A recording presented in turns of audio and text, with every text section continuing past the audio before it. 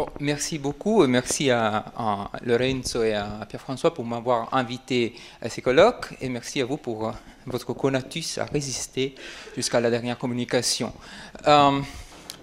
Donc, un mot sur ce dont je veux parler, la narration chez Spinoza. On pourrait dire, bon, la narration, c'est de l'imagination. L'imagination, c'est de la connaissance adéquate. On fait de la philo pour avoir de la connaissance adéquate. Donc, on s'en fiche de la narration. La narration, c'est pour les poètes. On ne lit pas les poètes, on lit Euclide. Quand on fait de la philo, on n'écrit pas comme écrivent les poètes, on écrit comme écrivait Euclide. Si c'était le cas, évidemment, j'aurais déjà terminé mon exposé. On pourrait aller au pot à boire et à fêter pour la fin de cette première journée. En fait, dans mon intervention, j'aimerais vous montrer que, bien que Spinoza, évidemment, ne la développe pas, on peut trouver une véritable théorie de la narration chez lui. Au mieux, on peut déduire de sa théorie des affects une théorie de la narration. Et donc, ce que j'aimerais faire, c'est de voir que même dans les textes de Spinoza, on n'a pas tout à inventer, à imaginer. On peut déduire, disons, des suggestions et des thèses, et on peut dégager différents genres de narration.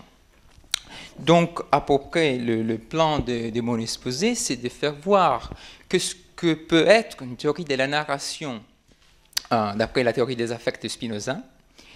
Donc, essayer de dégager, au moins de proposer une phénoménologie des genres narratifs. En particulier, je ne dis pas qu'ici on a tous les genres possibles. J'aimerais juste vous proposer quelques distinctions. Donc, une narration superstitieuse, politique, scientifique. Et je vais expliquer pourquoi il n'y a pas une narration religieuse, par exemple. Et j'aimerais terminer sur la narration philosophique, pour montrer que même la philosophie, elle a besoin, pas uniquement de l'imagination, mais d'une véritable théorie de la narration et de narration. Bon. Or, ici, on a deux propositions, en tout cas bien connues, de la troisième partie de l'éthique, qui nous donnent un peu, en général, les grandes lignes de ce que pourrait être une théorie de la narration, entendue comme théorie du désir et de la capacité du désir, et donc du conatus, de construire un univers imaginatif. On connaît bien que l'esprit, autant qu'il peut, s'efforce d'imaginer ce qui augmente ou aide la puissance d'agir du corps, et quand l'esprit imagine des choses qui diminuent ou empêchent la puissance d'agir du corps, il s'efforce autant qu'il peut de se souvenir des choses qui excluent l'existence des premières. Donc, il y a une véritable puissance productrice, poétique dans l'esprit, par rapport à ces idées. Mais on doit bien se souvenir que les idées n'existent pas en isolation dans l'esprit. L'esprit même est une idée complexe. Donc, pour affirmer ou nier une idée, on a besoin d'un réseau d'idées. L'imagination se construit toujours en forme de système d'images. Et si on veut donner une définition de la narration, on pourrait penser à la narration comme justement un système imaginatif visé à l'affirmation de certaines idées. Donc, quand je veux affirmer une certaine idée, parce que je la désire, ou parce que je désire cette idée pour empêcher d'autres idées, je suis amené à forger un univers d'images qui puisse faire de fond, disons, construire un système autour de ce que je veux affirmer. Exemple de ça, on le retrouve, et on reviendra sur ce texte, dans l'appendice de la première partie de l'éthique, où Spinoza nous raconte l'histoire, on va voir en quel sens nous raconte une histoire, de comment les hommes, en partant de leur désir d'affirmer leur propre puissance, même s'ils sont ignorants des causes, commencent à réfléchir sur leur propre désir, à les projeter sur la nature, et donc pour affirmer cette idée téléologique que toute la nature est créée pour les hommes, ils ont besoin par exemple d'imaginer des mythes religieux, ils ont besoin d'imaginer une théodicée, ils ont besoin d'expliquer les phénomènes en suivant le problème de Dieu, du mal, et ils arrivent au point qu'il leur a été en effet plus facile de classer ces faits, les faits qu'on ne peut pas expliquer dans ce modèle imaginatif, au rayon des choses inconnues, dont ils ignoraient l'usage et de garder ainsi leur état actuel et inné d'ignorance, qui est de ruiner toute cette construction et d'en inventer une nouvelle. On pourrait dire la victoire du principe de plaisir sur le principe de réalité. Mais le point pour l'instant, c'est que l'affirmation d'une idée, toute la nature est faite pour moi, pour satisfaire mon désir. Évidemment, c'est une imagination qui peut augmenter la puissance de mon esprit. Elle, disons, implique la construction d'un système, du monde imaginaire. Or, je vous propose donc comme principe de distinction et de classification de théories de genres narratifs, justement l'impuissance de l'esprit. Parce que autant plus l'esprit est impuissant, d'autant plus il est limité dans sa puissance à construire les images, mais aussi il est amené à s'appuyer sur des idées qui seront véritablement inadéquates. Justement parce que la puissance de l'esprit, c'est de produire de la connaissance adéquate, donc d'autant plus l'esprit est impuissant, d'autant plus il ne connaît pas, il n'a pas des idées adéquates. Et donc, j'aimerais, pour chaque genre de narration, réfléchir d'abord sur les niveaux, sur les degrés d'impuissance de l'esprit, et donc sur les affects qui déterminent ces niveaux d'impuissance, donc sur les degrés d'impossibilité, contingence ou possibilité des images qui vont être affirmées, et enfin, de réfléchir sur les résultats affectifs. Donc, qu'est-ce qui nous amène cette narration? Une fois que j'ai construit cette narration, qu'est-ce que ça implique pour mon esprit? Est-ce que je gagne de la puissance? Et on va voir que dans certains genres de narration, cela est le cas, dans d'autres, il n'est pas le cas. Et on va voir que la narration philosophique fait exactement de trait d'union entre, disons, le genre scientifique et les autres fondés sur l'impuissance. Juste une note en bas de page. Je parle pas, je cherche ici de dégager des genres dans une prétendue portée. Je veux dire, je ne veux pas m'attacher ici aux détails et à la complexité qu'il peut y avoir. C'est bien facile qu'on peut avoir des mélanges entre les genres. Ce ne sont pas des genres totalement distingués. Mais juste pour amener au but mon exposé, je vais parler comme s'il s'agissait de choses très différentes. Mais évidemment, ce n'est pas le cas. C'est une simplification, mais je pense une simplification utile, au moins pour l'instant. Donc, alors, et justement, pour cette raison, je ne vais pas parler de narration religieuse, mais je vais distinguer narration superstitieuse et narration politique. Et pour ça, pour parler du premier genre, c'est la narration superstitieuse, je vais m'appuyer sur un phénomène qui n'implique pas des idées religieuses, mais uniquement des idées superstitieuses, c'est-à-dire les spectres qu'on vient de mentionner tout à l'heure. Et ça, c'est Spinoza à Bruxelles. Et je le trouve très intéressant parce qu'ici, il nous propose une analyse de pourquoi les gens qui croient à les spectres et qui nous content d'histoires à propos des spectres, pourquoi ils vont forger cette histoire et quel est, disons, le mécanisme affectif derrière l'acte de la narration. Donc Spinoza nous explique le désir qu'éprouvent les hommes à raconter les choses non comme elles sont, mais comme ils voudraient qu'elles fussent, desiderant, est particulièrement reconnaissable dans les récits des fantômes et des spectres. La raison première est née, je crois, que faute de témoins d'autres que les narrateurs mêmes, on peut inventer à volonté, ajouter ou supprimer des circonstances selon son plaisir, sans savoir craindre des contradicteurs. En particulier, on en invente qui puissent justifier la crainte qu'on a des songes et des visions, ou encore pour établir et accréditer la réputation de son courage. Or, les narrations superstitieuses et les narrations de spectres sont bâties sur la crainte, donc sur l'impuissance, sur la connaissance de l'impuissance de l'esprit face aux causes externes. Donc, on a affaire avec des idées que Spinoza dit dans le même échange avec Bruxelles qui sont fausses. les spectres sont des contradictions. On peut démontrer de façon démonstrative que les spectres ne peuvent pas exister, ne sont pas possibles. On peut savoir avec exactitude qu'elles sont impossibles. Donc, à la puissance la plus grande de l'esprit, ils suivent la production d'idées qui sont des chimères, des véritables chimères. Donc, les idées les plus inadéquates qu'on peut avoir.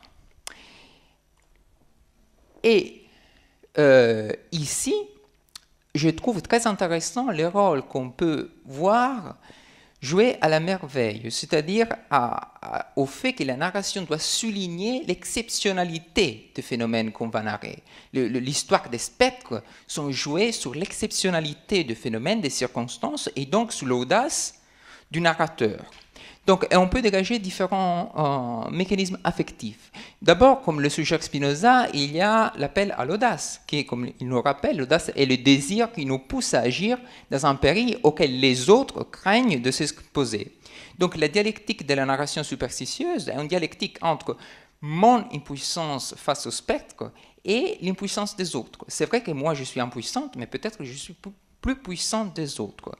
Ça nous amène à un désir de gloire, parce que la gloire, c'est la joie qu'accompagne l'idée d'une quelconque de nos actions que nous imaginons louées par les autres. Bien sûr, si je suis audacieux, les autres vont m'admirer. Donc, il y aura bien quelque chose de bien, de puissant dans moi-même.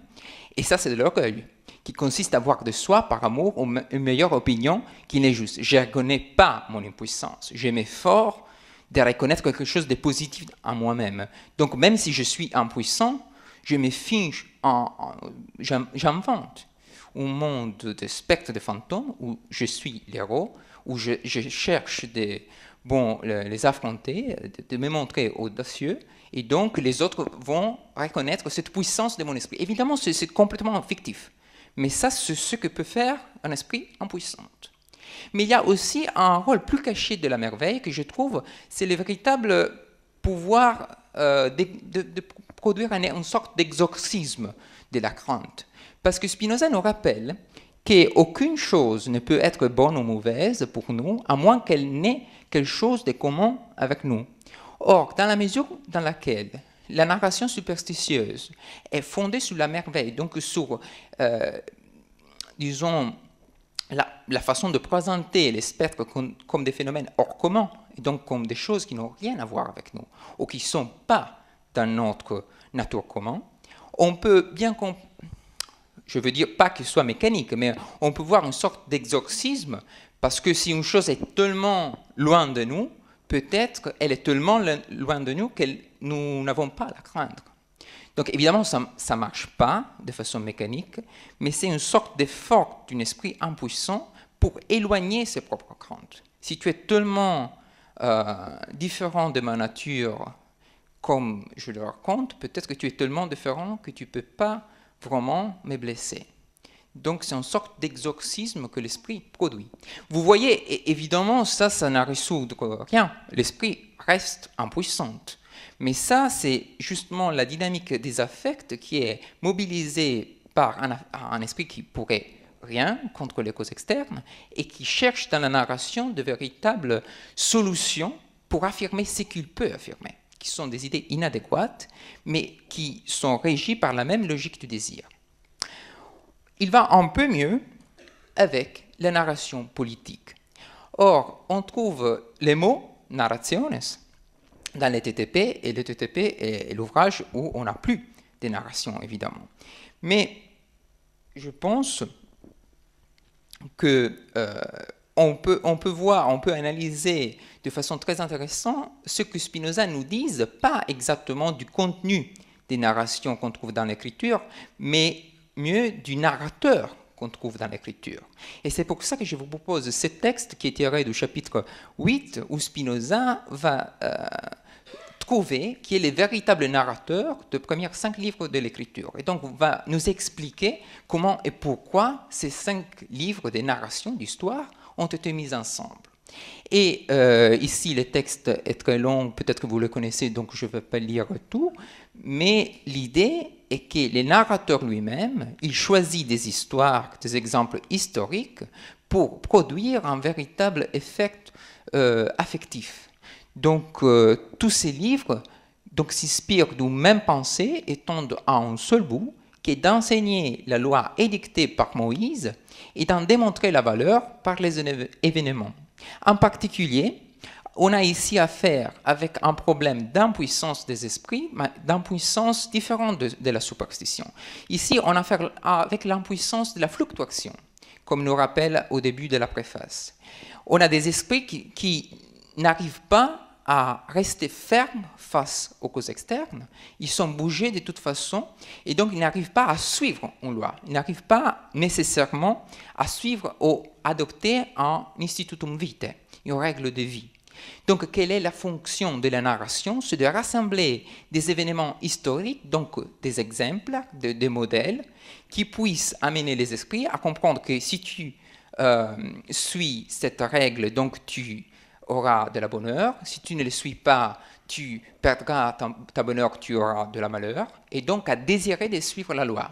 Dans le chapitre 5 du TTP, Spinoza nous rappelle que le but principal de Moïse était justement de susciter le désir pour la loi. Pas uniquement la crainte et l'espoir pour ce qu'on peut obtenir, mais le véritable désir de suivre la loi. Donc, en ce cas, on a affaire avec une impuissance fondée sur une fluctuation, et la loi, le modèle qu'on impose, ce n'est pas un modèle faux, une chimère, comme dans les cas de la narration superstitieuse. Au contraire, c'est un modèle contingent, ce que Spinoza appelle contingent, c'est-à-dire les choses singulières, je les appelle contingentes dans la mesure où, portant notre attention sur leur seule essence, nous ne trouvons rien qui pose ou exclut nécessairement leur existence. La loi de Moïse est bien possible, mais personne ne sait si je dois la suivre, parce que je dois suivre la loi. La loi doit être imposée par quelqu'un d'autre. Donc, ce n'est pas impliqué dans la loi de Moïse qu'elle doit être suivie par tout le monde. C'est justement Ezra, par exemple, qui ramasse tous les exemples historiques pour nous convaincre, avec un mécanisme affectif très simple mais très puissant, qu'il faut suivre cette loi. Donc, c'est une loi, disons, hétéronome, par définition, la loi religieuse. Sans Dieu, il n'y a pas de loi. Ce n'est pas une loi, un dicté de la raison que chacun trouve en soi-même. C'est un dicté imposé et doit être imposé. Imposé de façon en utilisant un mécanisme affectif. Et bien sûr que la loi peut être utile, peut être très utile. Mais le problème, c'est que justement parce que ce n'est pas une loi rationnelle, c'est une loi qui entre en compétition, et c'est ici l'élément de contingence, avec des autres lois. Et c'est pour ça que la narration politique est instable. Et en tant qu'elle vise à, disons, contraster la fluctuation, elle-même est sujettie à la fluctuation. Elle peut être opposée par d'autres lois. Et en particulier, on peut penser qu'il y a une dynamique de l'ambition imaginative dans le narrateur lui-même, qui essaye, fait un effort pour faire que chacun approuve ce que l'on aime ou ce que l'on est, et en réalité de l'ambition. Et nous voyons par conséquent que chacun a naturellement les désirs, que les autres vivent selon son naturel à soi, et comme tous ont un pareil désir, ils se font pareillement obstacle. Ça, c'est le problème de la loi de la narration politique, qu'elle est sujettée à la fortune. Donc, elle est aussi assujettie à la compétition entre les agents politiques. Et c'est pour ça qu'on le connaît depuis la préface de TTP, il y a cette relation étroite entre ambition politique et superstition, et ambition au pouvoir personnel et donc conflit.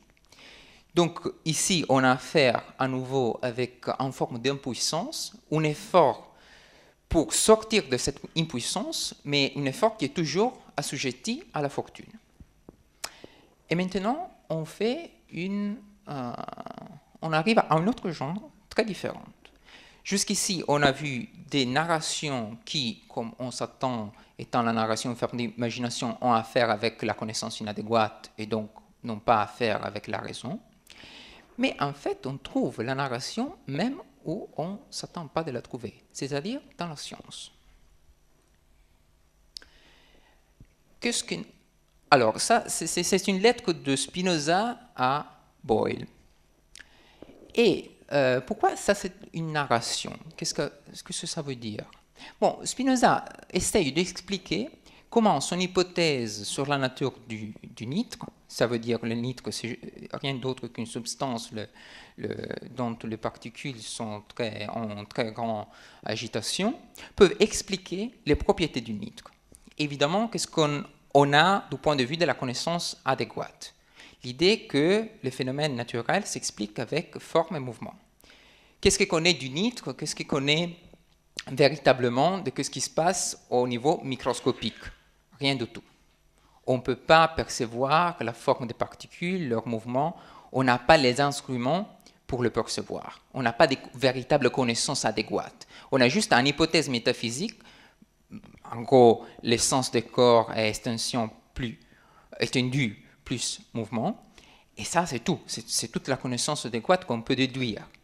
Le reste, qu'est-ce que c'est? C'est la production d'un réseau d'images qui vise à justifier, sous le regard, sous la direction de l'intellect, vise à justifier l'application de cette hypothèse à une situation physique. Ici, Spinoza, par exemple, dit la raison pour laquelle le nitre est inflammable, tandis que l'esprit des nitres ne l'est pas, c'est que les particules du salpêtre, quand elles sont au repos, sont plus difficilement poussées vers le haut par le feu que lorsqu'elles ont un mouvement propre dirigé dans tous les sens. Elles résisteront donc au feu jusqu'à ce qu'il les sépare les unes des autres et les enveloppe de toutes parts, etc. On ne voit pas ça dans les phénomènes. On a des expériences grossières. C'est une description de la nature fine, microscopique de la nature. Mais en même temps, on a affaire ici avec une interaction étroite entre imagination et connaissance adéquate. Parce que ça c'est pas de l'imagination libre qui invente n'importe quoi. C'est de l'imagination régie par des hypothèses certaines qu'on a bien déduites. Donc, ce n'est pas que Spinoza invente tout.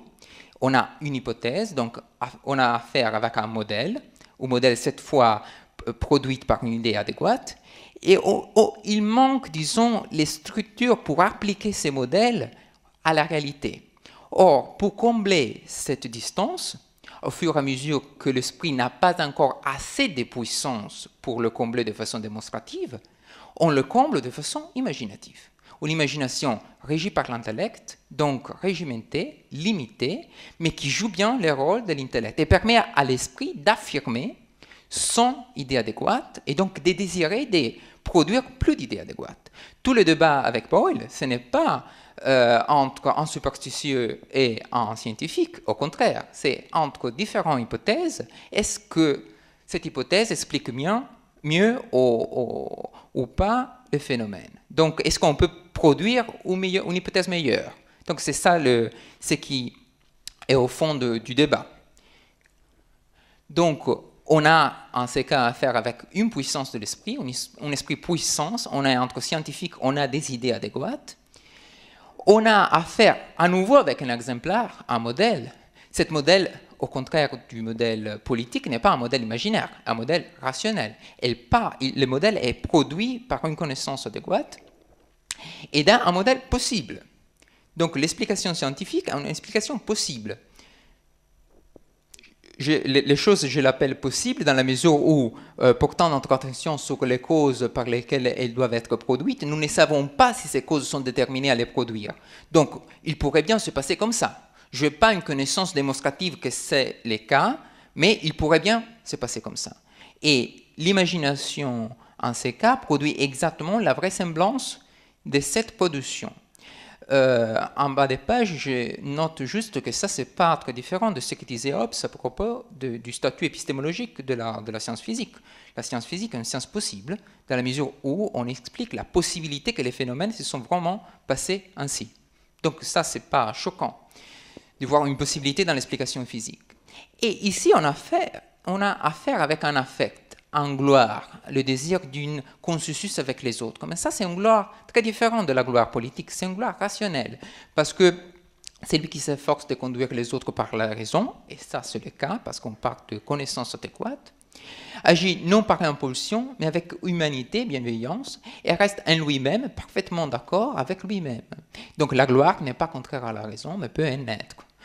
En ce sens, Spinoza se montre aussi intéressé à défendre, par exemple, la réputation de Boyle. On a des petites remarques où il dit, mais moi je critique ça parce que je crains, moi j'ai de la sympathie par Boyle, mais je crois que des autres cartésiens, ils sont méchants, ils pourraient ne pas apprécier ce point. Donc il faut réviser ces points. Donc il y a un véritable échange avec Boyle où on fait un effort commun pour augmenter la connaissance.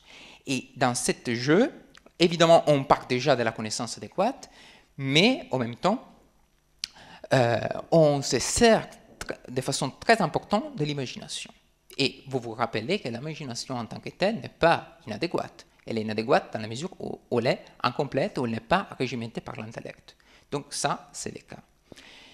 Il y a cependant une très grande rupture entre ces cas, le cas d'une narration scientifique et la narration politique. Entre la loi de Moïse et les lois de la nature de Descartes ou de Boyle, il y a une très grande différence. Or, est-ce qu'on peut combler cette vide, cette distance? Ce que je vais vous proposer pour conclure mon exposé, c'est qu'effectivement, ce que j'appellerais la narration philosophique fait exactement ce jeu et permet à l'esprit de se conduire du niveau de l'impuissance au niveau de puissance croissante, au moins de susciter le désir pour la connaissance. Or, la narration philosophique, je trouve, est une narration dialectique. Elle est basée en même temps sur l'expérience de l'impuissance et sur l'expérience de la puissance de l'esprit. Donc, le but de la narration philosophique, ce serait celui de faire ressortir en même temps mon impuissance en ce moment et la possibilité d'augmenter ma puissance dès que je réalise que je peux suivre la philosophie comme guide pour ma vie.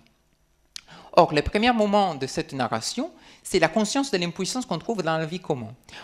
Tout le monde connaît le prologue du traité de la réforme de l'entendement, et effectivement, ça c'est un véritable récit philosophique dans le sens commun dans lequel Spinoza semble nous raconter son histoire, comment il était devenu philosophe. Et vous voyez dans les premières lignes qu'en effet, il parle de son conscience, de l'impuissance qu'il avait dans la vie commune, donc de son expérience d'impuissance. Je crois que l'appendice d'éthique 1 soit une autre véritable narration philosophique. Parce que si vous considérez le fait que là, Spinoza, c'est vrai, il nous parle de conatus, de désir, de téléologie, mais il n'a pas défini ce que c'est le conatus, il n'a pas défini la téléologie, il n'a pas défini rien encore. Tous les concepts qu'il faudrait utiliser pour avoir une connaissance philosophique adéquate de ce qu'il décrit dans l'appendice, ils arriveront dans la partie 3 et 4 de l'éthique. Donc à ce moment, Spinoza n'a pas encore défini les instruments conceptuels pour tracer ce chemin de reconstruire cette histoire de l'humanité. Et si vous vous rappelez le texte, en effet, toute la rhétorique de cet appendice, au moins grande partie de cette rhétorique, c'est de faire apercevoir l'impuissance des hommes qui construisent de façon imaginative le Dieu, et donc les mythes religieux. Et ils exclament, voyez, je vous prie, où cela conduit. Parmi tant d'avantages qu'offre la nature, ils ont dû trouver un nombre non négligeable d'inconvénients. Ils ont admis que ces événements avaient pour origine l'irritation de Dieu devant les offenses que leur avaient faites les hommes. Et quoique l'expérience inscrivait chaque jour un faux contre cette croyance, ils n'ont pas cependant renoncé à ce projet invétéré. Donc, une impuissance très grande. On est tellement impuissant qu'on n'arrive pas à se rendre compte de ses propres préjugés. Mais on doit faire apercevoir aussi que l'alternative est possible. On ne peut pas la déduire, parce qu'on n'a pas encore les instruments. Il faut une expérience de la possibilité, à nouveau, de la possibilité qu'une alternative existe. Et là, est prêt, et je peux la désirer. Dès que je désire devenir philosophe, moi, j'ai déjà fait le premier pas pour être philosophe. Et on le trouve chez les traités de la Réforme. Tant que mon esprit était préoccupé de ses pensées, il s'est détourné des faux biens et pensait sérieusement à son nouveau projet. Ce qui me fout en grande consolation, car je voyais que ces mots ne sont pas de telle nature qu'il ait dû céder a des remèdes. Et bien qu'au début ces moments fussent rares, très courts, cependant, après que les vrais biens me furent de plus en plus connus, il devient plus fréquent et plus long. Donc j'ai fait une véritable expérience que l'alternative c'était possible. Et dans l'appendice d'éthique 1, on trouve une expérience encore plus éclatante, l'expérience des mathématiques. Spinoza ne démontre pas encore qu'on peut expliquer la superstition de façon scientifique à la façon d'éthique 3. Il nous dit simplement, il existe un autre modèle de vérité, c'est le modèle de mathématiques. Tout le monde connaît les mathématiques, il donne pour évident que tout le monde reconnaît que les mathématiques n'impliquent pas de finalisme. Ils sont un modèle d'expérience, tout le monde a fait expérience de la certitude mathématique pour nous dire, voyez, il existe le vrai. Il y a des gens qui font expérience de ce vrai, donc c'est possible. Ils ont donc pris pour certains que les jugements de Dieu dépassent d'être loin à la portée de l'intelligence humaine, et cette seule raison, certes, suffit pour que la vérité demeure à jamais cachée aux gens humains, si les mathématiques, qui s'occupent non des femmes mais seulement des essences et des propriétés des figures, n'avaient montré aux hommes une autre règle de vérité, veritatis normam. On a affaire ici à une autre règle, un autre modèle. Et donc, s'il est possible, on peut le désirer. Donc, en résumant, la narration philosophique est hybride dans la mesure dans laquelle le point de départ est en même temps l'expérience de l'impuissance et les désirs pour dépasser cette impuissance. Donc, on n'est pas tellement impuissant de ne pas réussir à désirer le dépassement de l'impuissance. La possibilité de l'exemplaire, c'est-à-dire que j'ai fait aussi expérience à moi-même ou autour de moi, dans mes méditations ou dans l'expérience de mathématiques, par exemple, qu'il y a une alternative à cette voie commune. Donc, on peut faire autrement, on pourrait faire autrement. Et donc, ce qu'il faut faire, c'est désirer de faire autrement. C'est de rester ferme dans le désir de faire autrement. Donc, il y a une nature dialectique. Il faut faire une conversion, une véritable conversion. Pas une conversion à Dieu, parce que ça, c'est impossible. Dieu est déjà en nous. Mais une conversion dans la façon, une conversion de notre conatus, de bien certain au bien philosophique. Et donc, disons, cultiver de façon, et ça c'est le thème de l'éducation justement, cultiver le désir pour la connaissance, que nous connaissons dans Éthique 4 et 5, ça devient le but ultime de l'esprit. Désirer, le troisième genre de connaissance, à la fin, c'est rien d'autre qu'un objet de désir. Je désire avoir de la science intuitive. Et c'est ce désir qui m'amène à progresser dans la voie philosophique.